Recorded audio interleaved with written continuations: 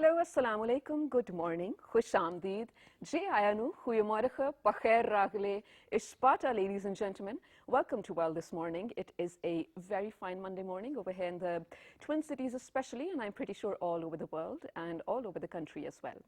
This is your favorite, I want to say your favorite, Shuza Hashmi, with my daily dose of information to share with you every other morning. I absolutely love doing this job because, first of all, well, I get to speak to you guys early in the morning.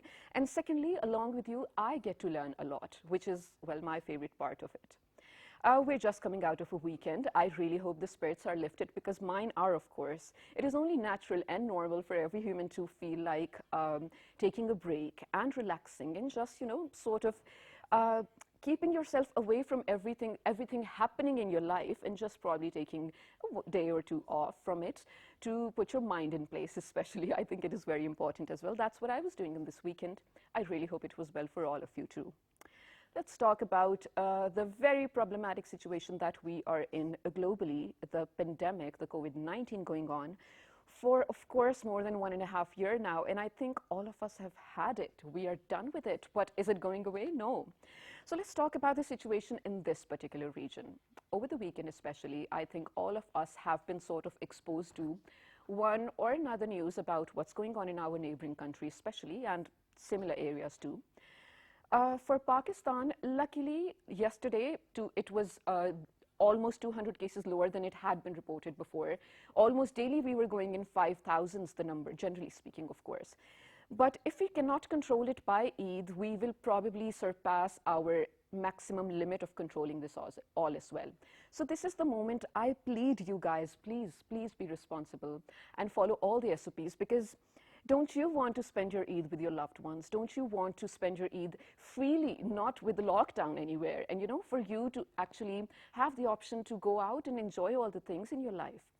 I really, really hope it happens for us because right now I was just reading all the provincial governments, along with AJK and Gilgit-Baltistan as well, have requested the armed forces to intervene in a way that they can actually make sure to implement the SOPs all over the country. Fingers crossed for that, and prayers for our neighbors and prayers for everyone who is going through this pandemic. I know it's been hard for a lot of people, and I pray, of course, and also observe a moment of silence for all of those who have had it harder than the others.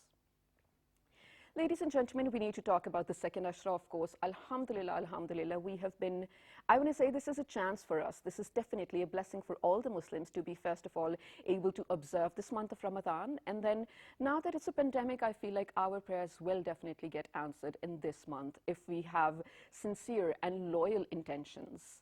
So second Ashra has started. I couldn't even tell, more than 10 days have gone by. It is our favorite month. We wait for it entire year and it just passes by so quickly. I think we're so fond of it that we can not just get enough of it. So, well, let's talk about the second Ashra itself and how important it is to stay in touch with your Creator through prayers, of course, through worship, of course. We have a small report on self-purification. I want to talk about it, how Ramadan helps you do it. Let's take a look. When we come back, we will be in conversation with our religious scholar. Let's do it. All right, waiting for the... Ladies and gentlemen, so until then, we have, well, of course, let me tell you, we will definitely be starting our show, this segment probably, with a beautiful, beautiful naat. It is one of our traditions, especially in this month. But for that, I think before we have to take a look at the report. And whenever we're done, we'll start with the naat. Let's do it. Ramadan is the month of blessings. It is time to start fixing and adjusting our schedule accordingly. The reason for this is to discipline the mind and body, the idea being that abstaining from food and drink prompts you to realize and reflect on the luxuries you have in life, learning to be grateful for what you have. Ramadan is not merely physical. Fasting is a commitment of the person's body and soul to the spirit of the fast, a spiritual self-purification method. Through fasting and prayers, much work on one's acts of worship and aims to purify the soul, cleansing impurities and refocusing one's self of worship. Prayer is significant during Ramadan, serving a purpose to sharpen the awareness and of closeness of God and gives people strength and self-control. Several reports on the application of prayers in psychotherapy illustrates the positive outcome in the individuals exhibiting pathological symptoms such as tension, anxiety, depression, and antisocial tendencies. These studies have highlighted the efficacy of prayer as a cure to mental distress when followed in the correct form and measure. Muslims offer special prayers during the holy month of Ramadan. One of them is Tarawih, that is held every night during Ramadan. Every Muslim is expected to attend and offer this special prayer, which is Tarawih. Tarawih prayer is an obligatory sunnah for all Muslims in Ramadan. Well, this actually makes me want to talk about one thing, though, Taraweeh prayer. First of all, I am in love with the concept of us all getting together. Well, before the pandemic, it was so. And all of you do know by now I belong to a military background, so it was sort of a mandatory tradition for even the ladies to go out for Taraweeh. I mean, of course, there are separate mosque settings as well.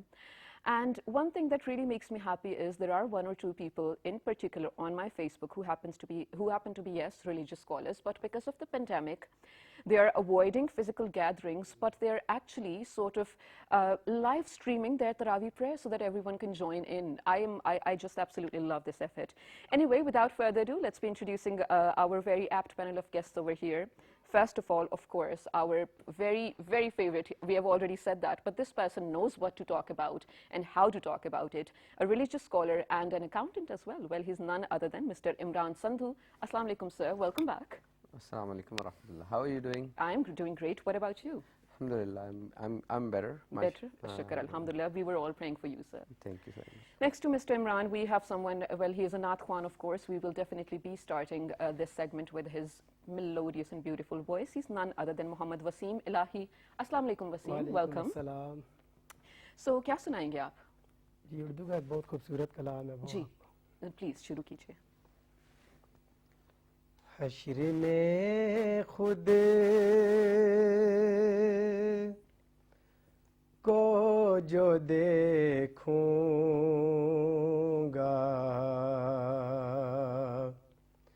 बिखर जाऊंगा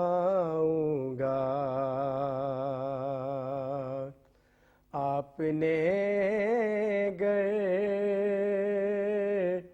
ना संभाला तो किधर जाऊंगा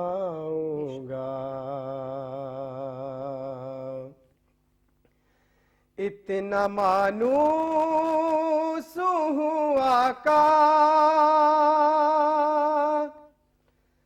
मैं तेरे कदमों से तेरे कदमों से मुझको कदमों से किया दूर मैं मर जाऊंगा मुझको कदमों से किया दूर मैं मर जाऊंगा आदते नात बहाना है मेरी बख्शिश का मेरी बख्शिश का नात पढ़ते हुए मैं पुल से गुजर जाऊंगा नात पढ़ते हुए मैं पुल से गुजर जाऊंगा इससे बढ़कर नहीं ये ज़ात कोई और ज़िया कोई और ज़िया लोग तेरा ही कहेंगे मैं जिधर जाऊंगा लोग तेरा ही कहेंगे मैं जिधर जाऊंगा. Jazakallah, बहुत खूबसूरत वसीम, बहुत माशाल्लाह, प्यारा कलाम आपने पढ़ा. And it's so unusual. It's probably the first time I was listening to it, but I have goosebumps. It was just beautiful. Now moving on to Sandhu Saab over here, sir. Of course, we are into the second Ashra now, and I feel like before we even know it, the month will be over. How can we first of all take out the maximum benefits out of it, and then, you know, how we worship in this month, and especially including the Taraweeh, other than the 5-time prayers as well.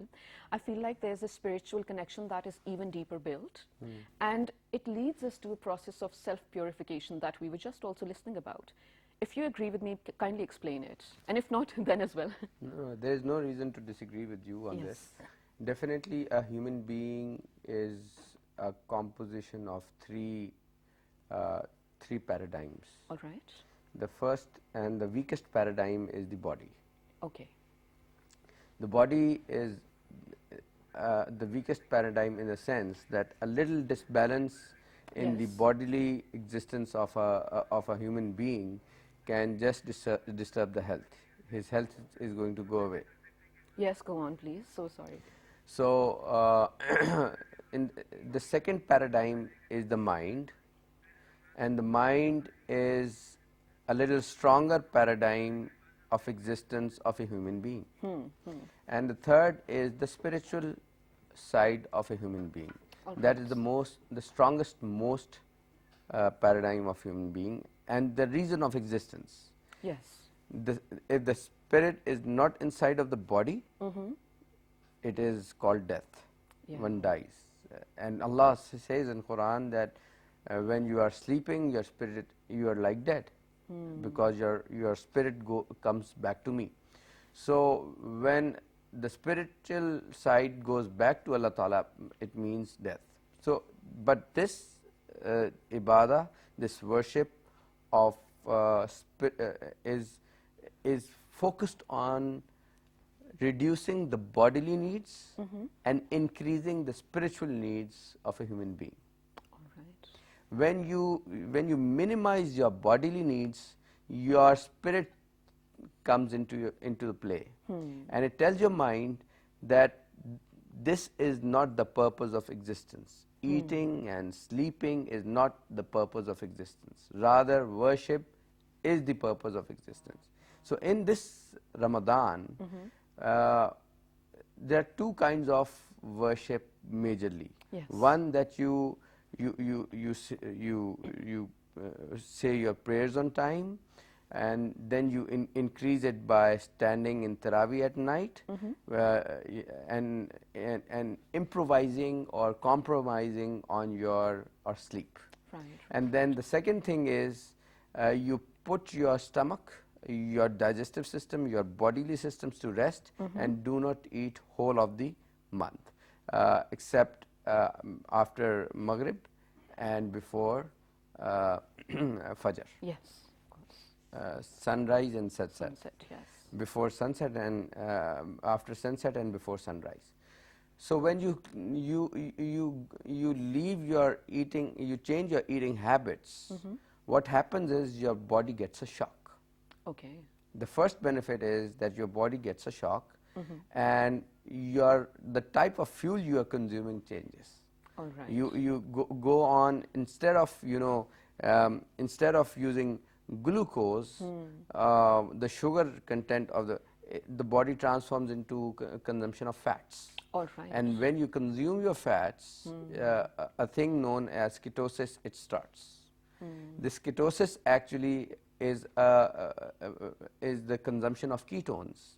Okay. And modern science says that when ketone is a far more superior fuel for your body Then sugar. than sugar. Wow. Okay. Yeah, because you've got a day, like you've got 1,000 calories of fats available for consumption. So when you transform yourself, what happens is your insulin resistance goes down.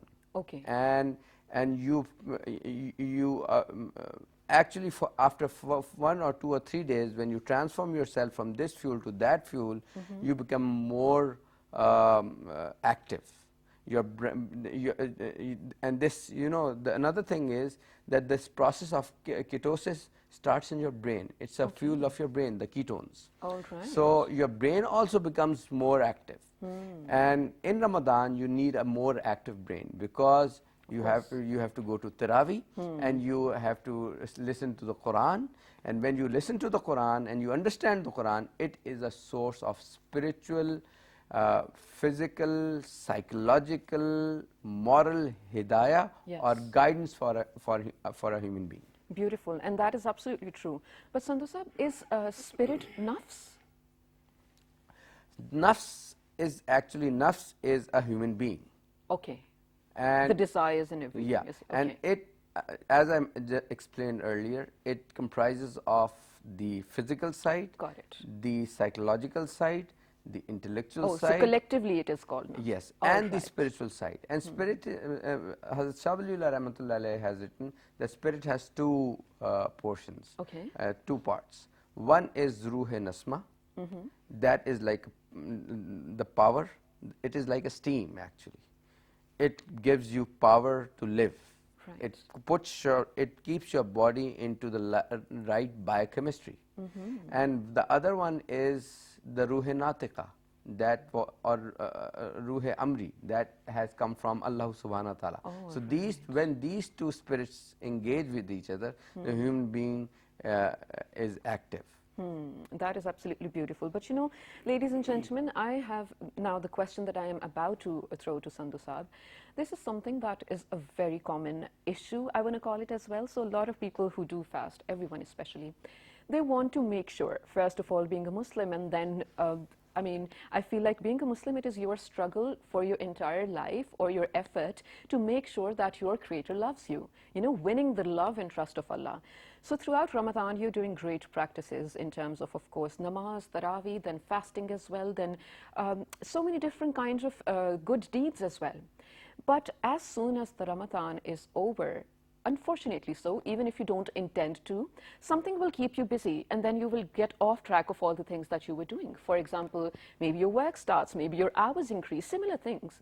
How can, first of all, we make sure that 1 month of effort does not go in vain? How can we make sure that all 12 months are like that 1 month? First of all, let me put forward a hadith, a mafhum, or an interpretation of a hadith for you, that Allah's Messenger has said, whoever ever fasts in this Ramadan, of course with the faraid, the obligatory prayers and obligatory things, if he's doing correctly, with an intention that Allah will forgive him, Allah is going to forgive him all these sins, no matter how big they are.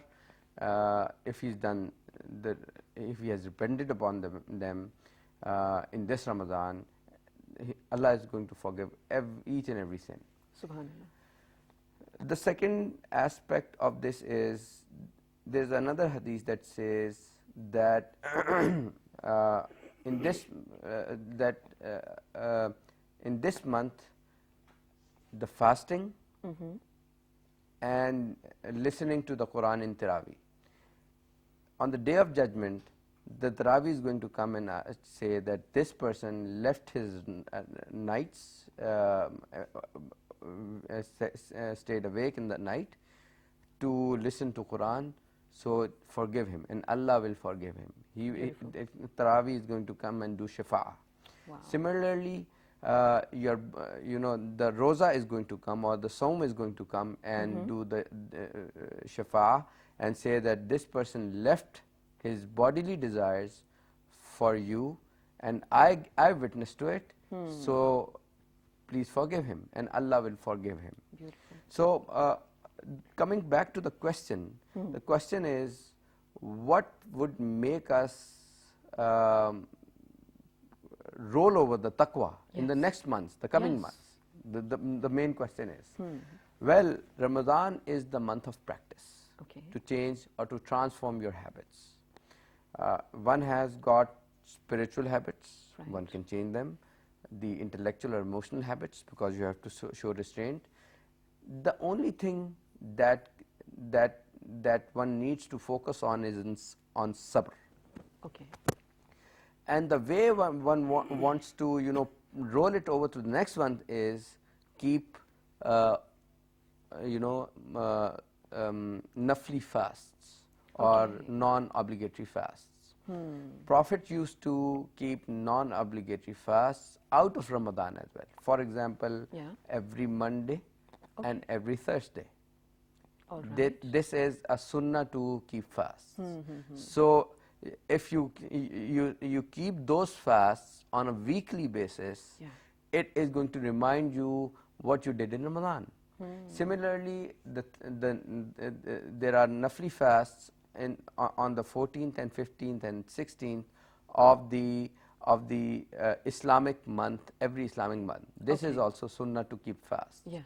So every month, there are 4 weeks, and if we keep 8 fasts on a weekly basis and 3 in the middle of the month, it almost adds up to 8 and 3, 11 fasts. Got So it. 1/3 of the month when you fast, you're going to get all those benefits. Okay.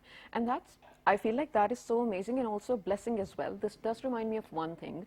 My mother-in-law, amazing, amazing woman. She does this, the 13, 14, 15 rosa you're talking about. She does this every month, and then she has even selected days other than those where she does fast. And it makes me believe that I feel like it is so beautiful to observe this, especially when you know it's a sunnah. That is how she keeps telling us as well, this will make you feel relaxed, this will complete your iman and everything. I think it's beautiful. And talking about the scientific reasons, isn't it good for your health? For all the people who go out there paying thousands of rupees for one meal plan for a month, if you just observe what your religion tells you to, you will definitely be healthy. But now still sticking to spiritual cleanliness and prayers, now, tahajjud is a beautiful, beautiful time of prayer. Can I tell you something from my personal experience? There have been some times when I needed Allah's help the most. Of course, I need it all the time, but those special times were there, of course. And it was the tahajjud prayer that took me out of it. I kid you not, it is miraculous. I kid you not. Even if you haven't done it before, you do it once or twice. It is literally miraculous, as if you're talking to Allah directly. And that is what He has promised you as well. So Sandhu, my question being, when you're fasting especially, sometimes, or usually it does happen, you don't have the routine to sleep up until Sehri. A lot of people don't do that. So does the tahajjud still count if we're awake all the night? Most definitely it counts, but definitely, when you wake up and you stop your sleep by will, it will have more reward. Okay. So, but the best thing of tahajjud is that is a time of loneliness. Yes.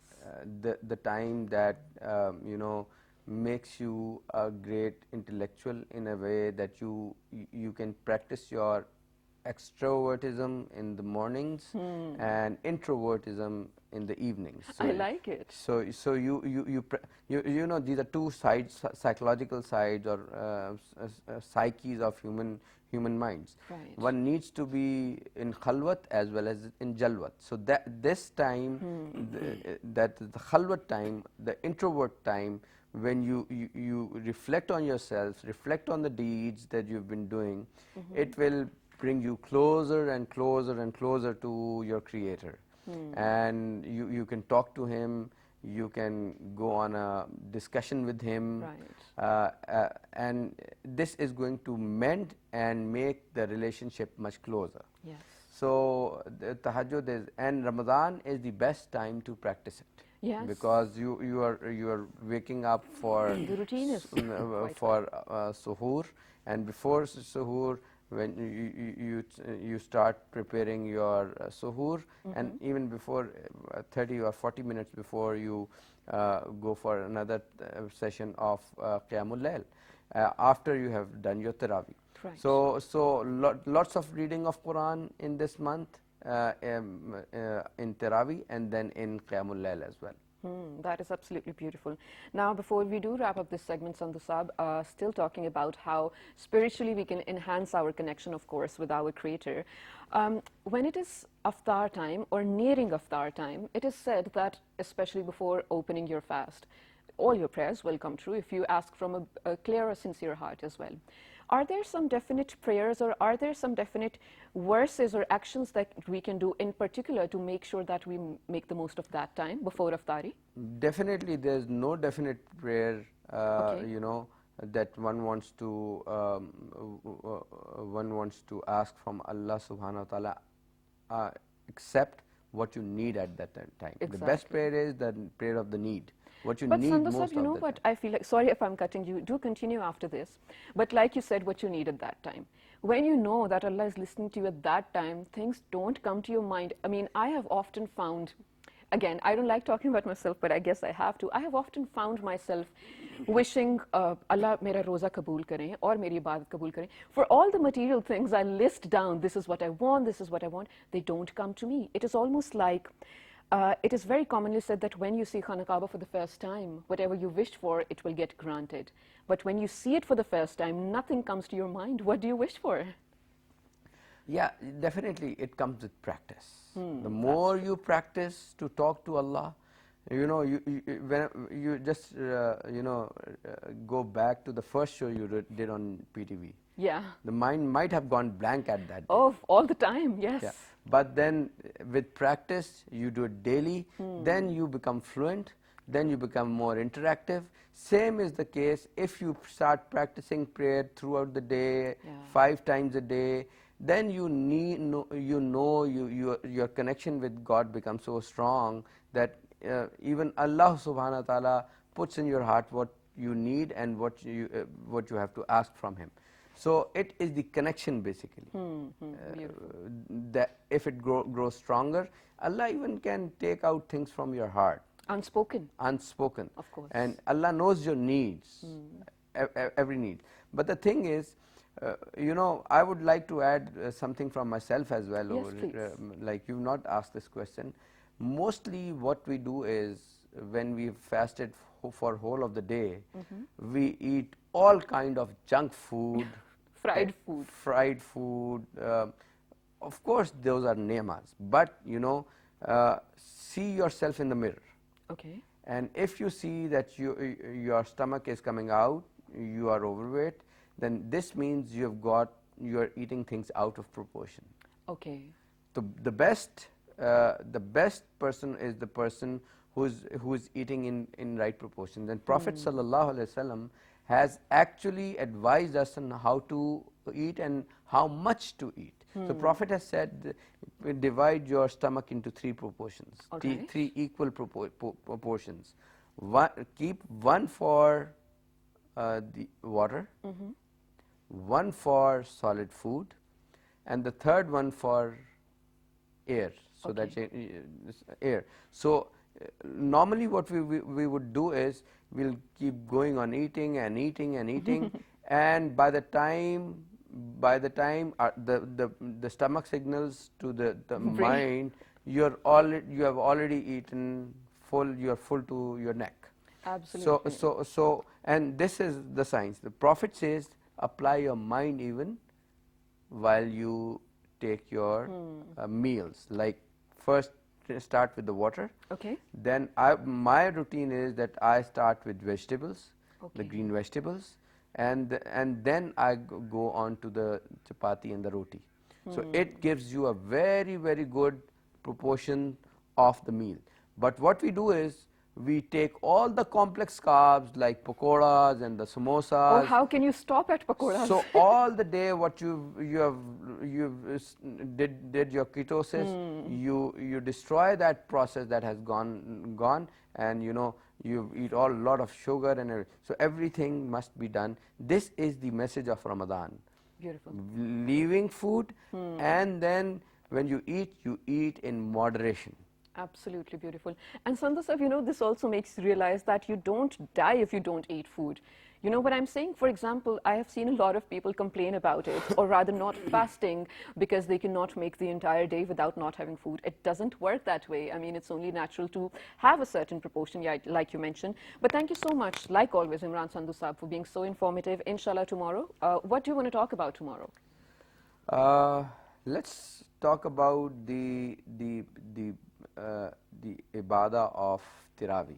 what is Tarawih. How to do it. And yeah, and what is the Tarawih, what is the jurisprudential status of Tarawih, and why do we go to Tarawih. Okay, beautiful. So ladies and gentlemen, this is what we will be talking about tomorrow. If you have any questions, do send in, because I would love to incorporate them for tomorrow.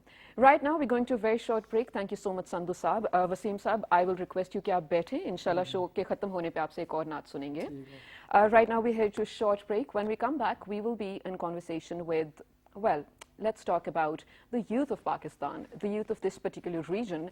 Is it important for them to actually get together to, get to the ladder of prosperity? Can we do it alone? How can we actually do it? Is something we'll talk about right after this short break. Good morning. Stay tuned.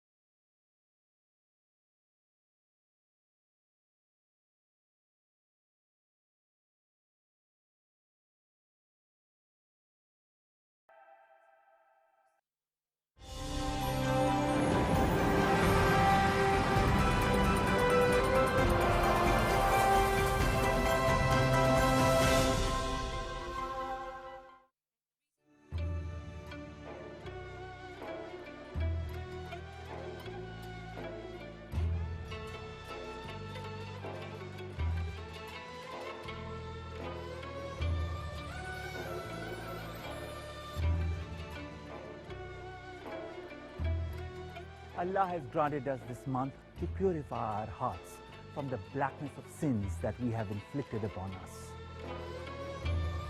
In a polarized world, Ramadan reminds us that we are more united than divided. Delving into self-exploration with discussion and discourse. Staying healthy by learning about nutritious food recipes. Ramadan is a time for humility and compassion. Ramadan is a way of getting closer to God and developing a deep inner awareness of God's presence in life. It is a time to refresh and renew our lives by returning and repenting to Allah. With you, we want to make the most important moments of Ramadan unforgettable and eternal. Together, we will capture the true spirit of Ramadan.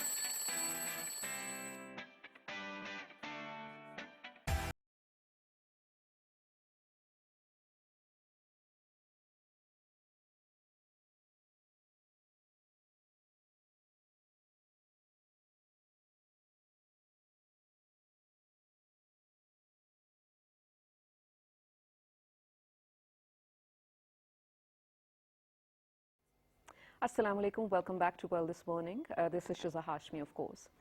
Luckily, I have been able to, request Sandhu Saab to stay for a little longer, so he will be here throughout the show. Thank you so much, Sandhu Saab. But before we do continue our conversation with him, I said we were going to talk about the Pakistani youth, how they need to first of all realize that it is them who has to take the country forward. They are definitely the future of the country, and how to sort of increase the impact of our regional unity. How can we engage the youth of all other countries related to us as well? So without further ado, let's start this conversation with a very brilliant Pakistani youth who will be joining us on Skype. I think he's online already.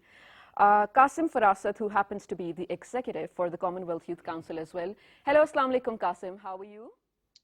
Welcome, Salam. I'm good. How are you? I'm absolutely great. Thank you so much for joining us. Where are you joining us from? Well, I'm in Toronto, Canada right now.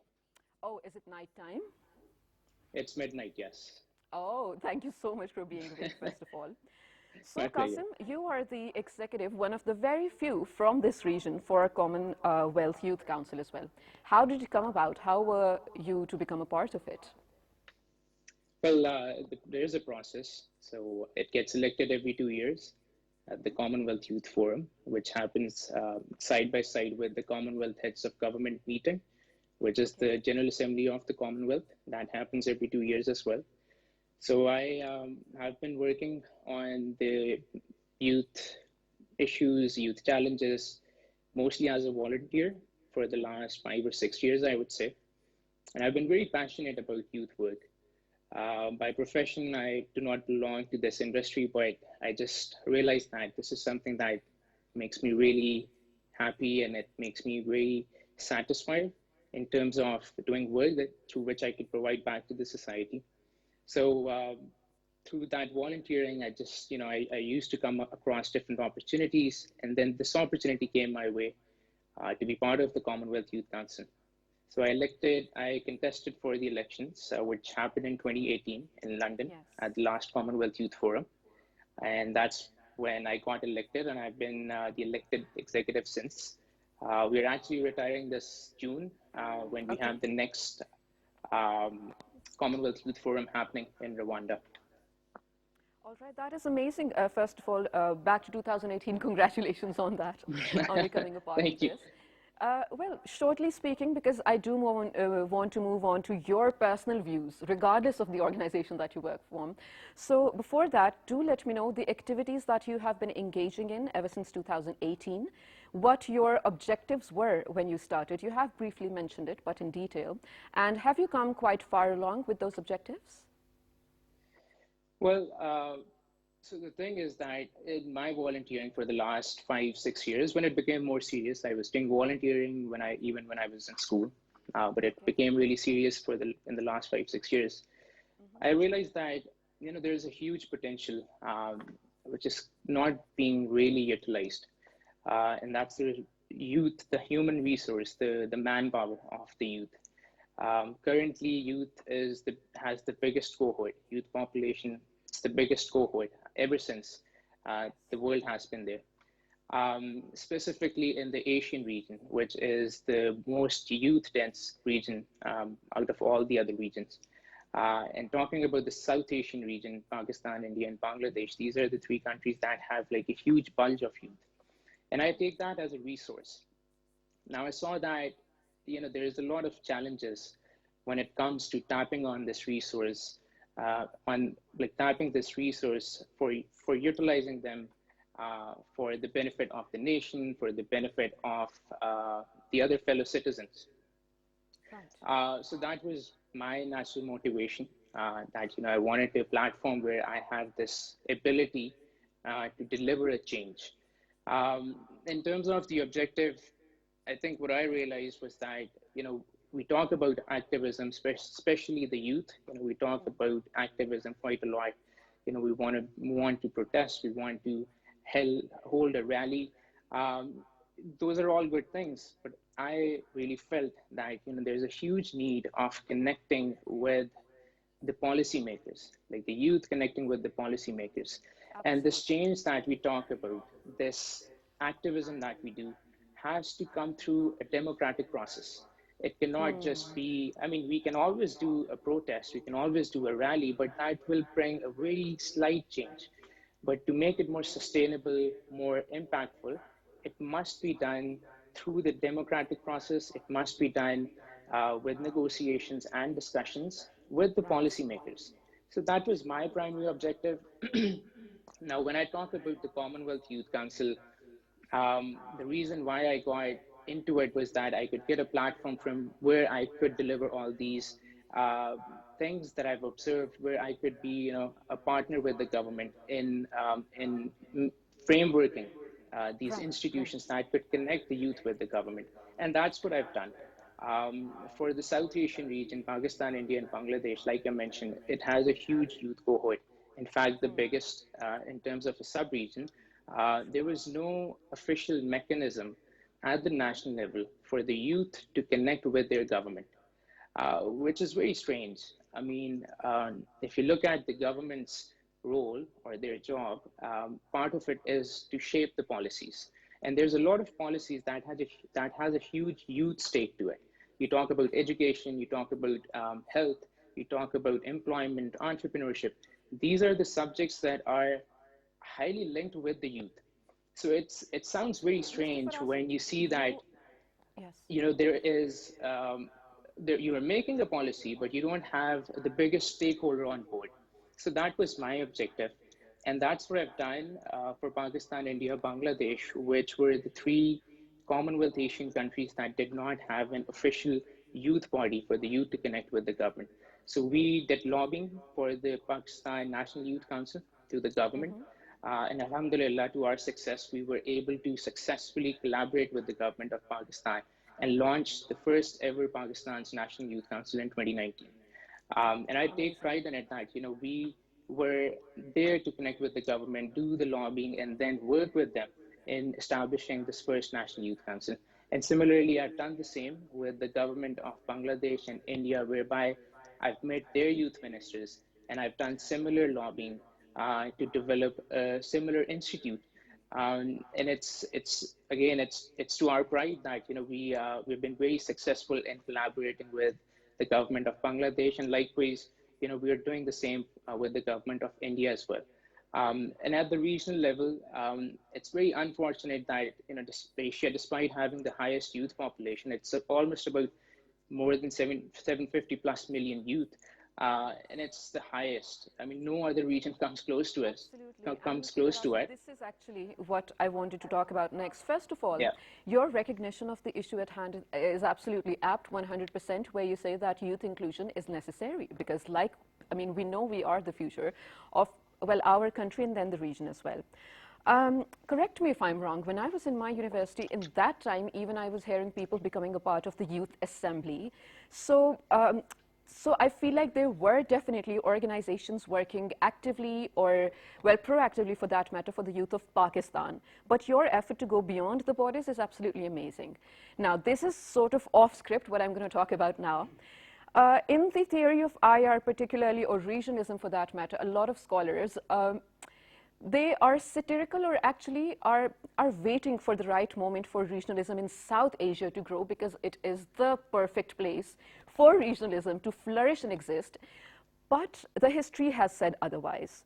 So how do you think youth, like you're doing, involving youth in this procedure, can actually take us to a level that, region-wise, we've never been before?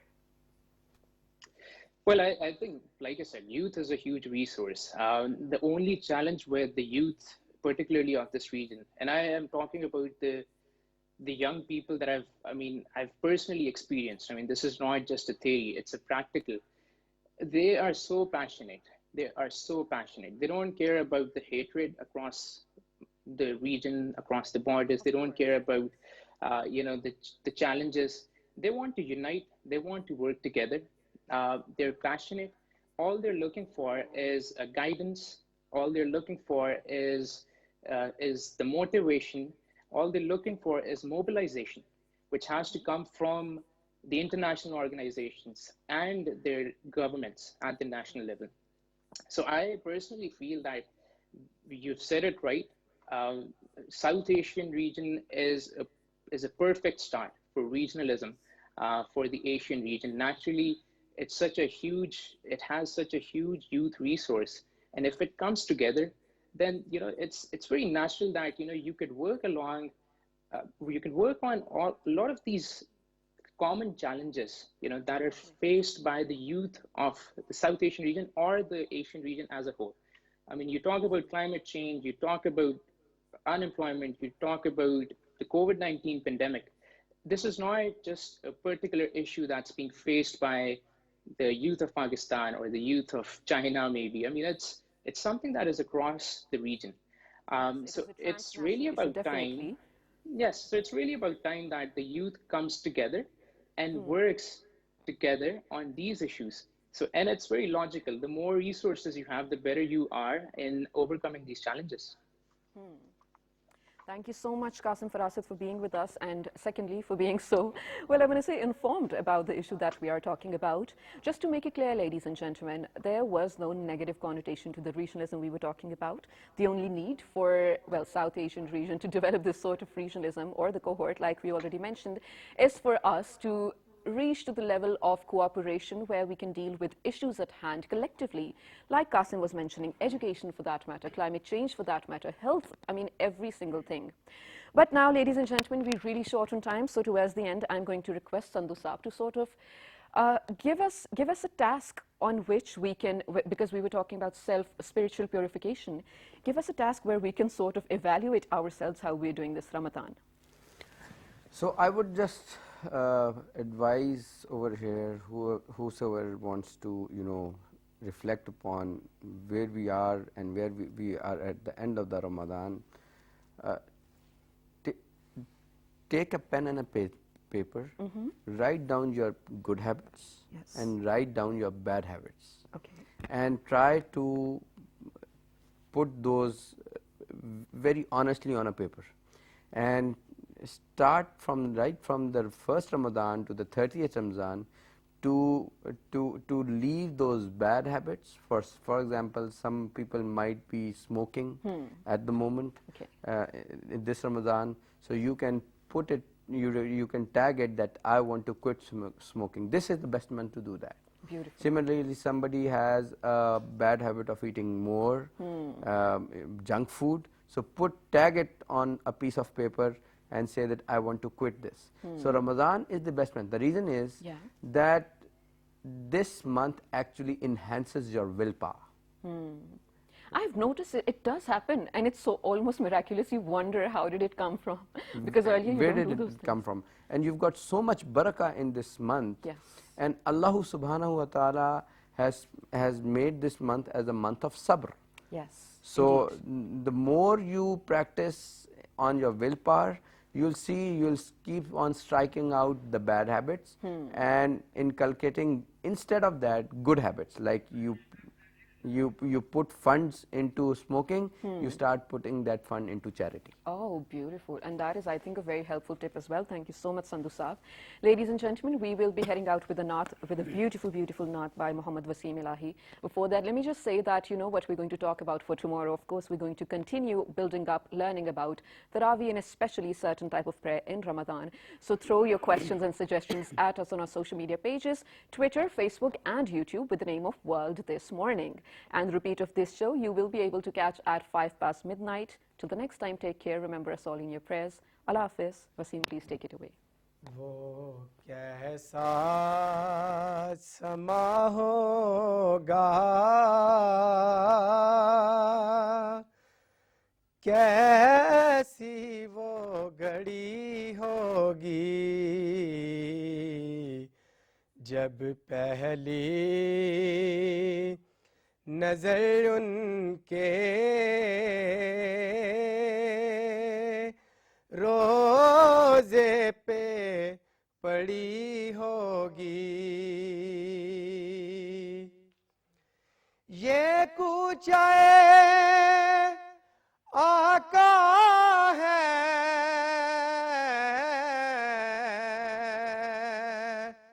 आहिस्ता कदम रखना,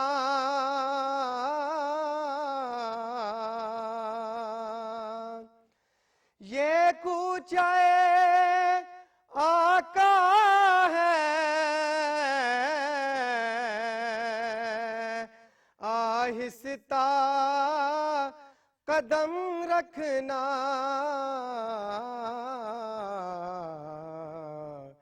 हर जा पे मलाइक की बारात खड़ी होगी, हर जा पे मलाइक की बारात खड़ी होगी। वो कैसा समा होगा, कैसा सी वो घड़ी